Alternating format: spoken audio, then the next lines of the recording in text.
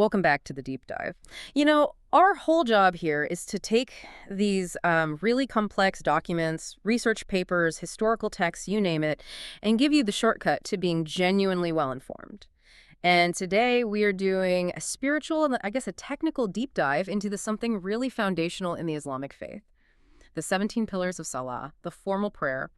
Our sources, they lay this out as a very precise chronological blueprint. So our mission is to turn that list into a mental map you can actually follow. And I think it's so important to start with the premise that, ties all 17 of these actions together. The source material frames it less as just a legal duty and more as an experience. It actually asks you to imagine standing with full presence, where every movement connects the heart to Allah. So we're not just covering motions, we're tracing the anatomy of a spiritual meeting. I love that, framing the anatomy of a meeting. Because if even one of those structural pillars is missing, the whole meeting, its validity is basically compromised. So we're following the timeline of the prayer, from that first mental step all the way to the end. Let's unpack this.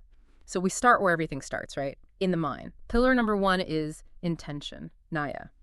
It's often just summarized as specifying which prayer, but what did the sources tell us to focus on right before we begin? How deep does that go? The intention is profound, really, because it's the foundational act of sincerity. Yeah. It's a commitment made completely in the heart. And what's crucial here, and this is often missed, is that the intention isn't just some fleeting thought. It's an ongoing mental state. You're defining the purpose. Is this the dawn prayer, the noon prayer? And critically, you have to maintain that purpose all the way through. Oh, so if your intention wavers or changes mid-prayer? The whole structure just collapses. Exactly. Wow. Okay, so naya is the silent agreement, but pillar 2 is the loud, decisive action that seals it. Precisely. Pillar 2 is the takbiratul ihram. That's the verbal declaration of Allahu Akbar, God is the greatest. If Nia is making the appointment, this takbir is locking the door to the outside world. You are entering a state where everything else is, for a time, suspended. It's the official entry point. It is. The prayer cannot start without it. Which, naturally, dictates the physical position. So, pillar 3 addresses the physical part, standing.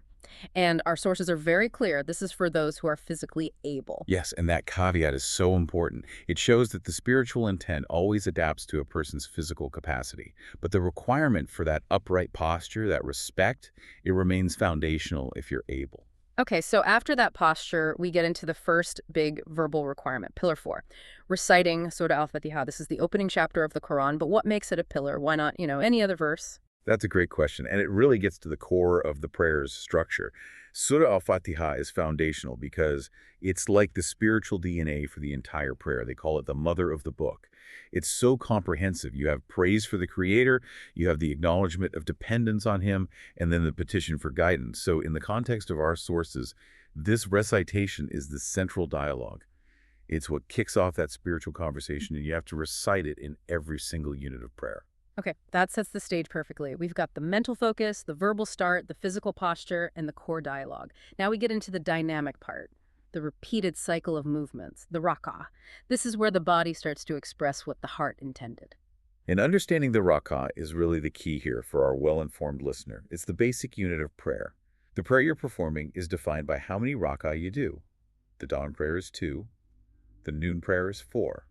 So everything we're about to discuss now, pillars 5 through 12, that makes up one full rak'ah. Got it. Okay, let's trace that cycle. It starts with pillar 5, ruku, the deep bowing. The sources mention the declarations too. You say Allahu Akbar as you move, and while you're bowed, you say Subhana Rabbiyal Atim. But here's where the structure demands discipline over speed. Right after that movement comes pillar 6, stillness in ruku. This is one of 4 required pauses we find. You have to achieve a conscious pause, a sense of settling into the position before you even think about moving on. So if you just sort of dip down and pop right back up? You've technically missed the pillar. Yes. That's fascinating. Why is a mandated structural pause necessary? If the goal is spiritual presence, why not let the stillness just be, organic? The sources seem to imply that the mandated stillness is the training ground for the mind. If you let it be organic, human nature just rushes. It wants to get to the next thing. The structural requirement of that conscious pause forces the body to catch up to the soul. It makes sure the meaning of Subhana Rabbiyal Ahim actually registers, not just the sound. It turns it from gymnastics into contemplation. That completely reframes it. Okay, so the body has bowed. The next step, Pillar 7, is getting back to that upright posture, I title. And this has its own specific exchange. Sami Allahu liman hamida as you rise, and then Rabbana laka alhamd when you're fully upright. And reinforcing that pattern we just talked about, Pillar 8 is stillness and ayah title. This is a moment of equilibrium. You're not bowing, you're not prostrating, you're just standing in gratitude. And again, this pause, this reflection time, it's required. The cycle continues downward. Now to the deepest physical expression of submission. Pillar 9, the 2 sujud each rak'ah, prostration. This is the posture where 7 points of the body have to touch the ground, including your forehead, and the declaration is, Subhana Rabbi Alala. Our sources call this the closest a person is to their creator. Is there anything in the material that explains why this posture, touching the ground like that, is the peak of proximity? The synthesis suggests it's the ultimate act of humility. I mean, to place your forehead, the seat of your intellect, your identity, onto the ground, it's a total rejection of arrogance. It's physical submission mirroring spiritual surrender. And, true to form, Pillar 10 requires stillness in sujud. You have to pause. You have to settle into that humbling position. It's essential. We're almost through this cycle. After that first prostration, we move to Pillar 11, sitting between the 2 sujud. It's that brief, intermediary posture, Which is then capped off by the 4th required stillness in this section. Pillar 12, stillness during sitting. This completes that cycle of mandated reflection. It's a moment designed to just, settle the energy before you commit to that final prostration to finish the rock. Let's just pause on that point for a second because that's a powerful takeaway. In this core section we just covered, pillars 5 through 12, there are 8 major components, and 4 of them, fully half, are just dedicated to required stillness. It's the ultimate testament to the source's emphasis on what they call khushu, calmness and awareness. This isn't about rushing through a duty. The structure itself builds slowness into the design. It means if you do the movements perfectly but rush the pauses. The prayer is structurally incomplete. Exactly. Calmness is a requirement, not a bonus. That is a fantastic takeaway for our well-informed listener.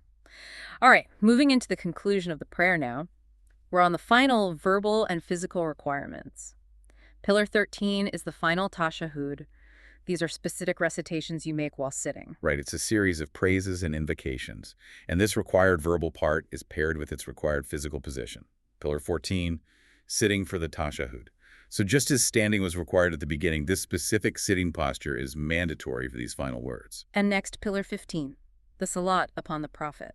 This is that specific formula of prayers and blessings for the Prophet, recited as part of that final sitting, a critical verbal component. And now we get to the structural end. Pillar 16 is ending Salah with Salam, the formal exit. You typically perform it by turning your head to the right and then the left, saying a phrase of peace. If the takbir at the beginning was locking the door to the world, the salam is opening it back up. Right, but you carry that peace with you. We've covered 16 specific actions, but the 17th pillar is the one that provides the discipline, the glue that holds it all together. Pillar 17 is following the correct order. This is often the quietest pillar, but maybe the most severe. It means the sequence of all 16 previous actions must be maintained, no skipping, no reversing. The prayer has this divinely prescribed choreography, and Pillar 17 confirms that this structure is absolutely non-negotiable. That's really interesting. Do the sources say what happens if you, say, accidentally skip a stillness pillar versus skipping a major movement like the bowing? The emphasis is on structural integrity. If you omit a pillar like ruku or sujud, that whole unit, that rak'ah, is invalid. You have to make it up. But if you break the order, say you prostrate before you bow, the entire prayer is invalidated because you violated Pillar 17. It shows how serious the prescribed method is. The order is the operating system that makes it all function. So if we connect all these 17 pieces back to the source's opening idea, it all synthesizes so beautifully. That conclusion that every pillar is a moment of connection is fully supported. We saw that the core cycle dedicates half of its components just to being still.